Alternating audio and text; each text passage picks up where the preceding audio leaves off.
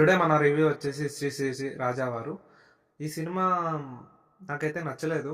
అసలు ఎందుకు తీశారన్నది కూడా నాకు డౌట్ అనమాట. ఏం బాలేదు సినిమా అయితే. స్టోరీ ఏముంది? సిగరెట్ సిగరెట్ వాసన ద్వారా మన హీరో బతుకుతాడనమాట. సో ఆ సిగరెట్ అలవాటు చేసుకుంటాడు. ఆ సిగరెట్ మానలేడనమాట. ఎవ్వరు చెప్పినా మానడు.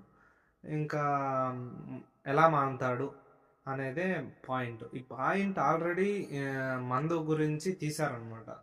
ఇది మన 90 ml సినిమా చూసాను, సేమ్ డిట్టు. 90 ml అన్నా కొంచెం బాగుంది. Very good film and dedication, చాలా బాగా తీశారు movie and very very good అనమాట. సో అట్లీస్ట్ కొంచెం బాగుంది అనమాట అది.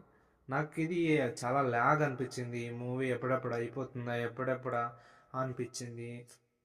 మూవీ అస్సలు ఏం బాగా నచ్చలేదన్నమాట.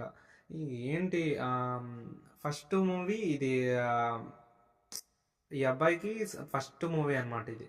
సో తిను చేసిన ఈ హీరో అనమాట మా ఎన్టీఆర్ గారి బామర్ది అనమాట. సో ఫస్ట్ మూవీ ఇది.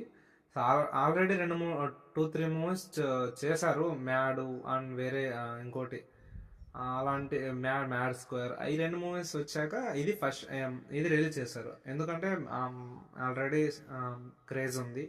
సో దట్స్ వై వాళ్ళ ఎట్లా చేసినా తెలియదు కానీ సో రిలీజ్ చేసినారు.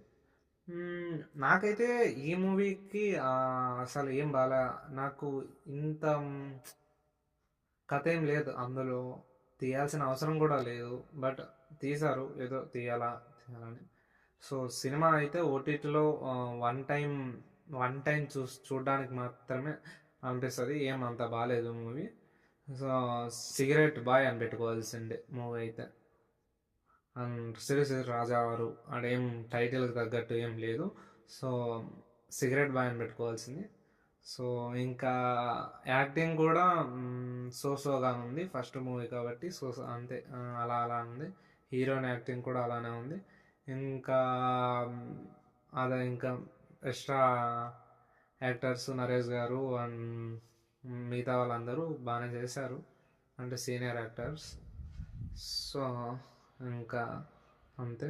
This our review. Thank you for watching and subscribe చేయండి. మనకి చాలా తగ్గిపోయారు అండ్ చాలా డేస్ అయింది కదా నేను చేయక వీడియోస్.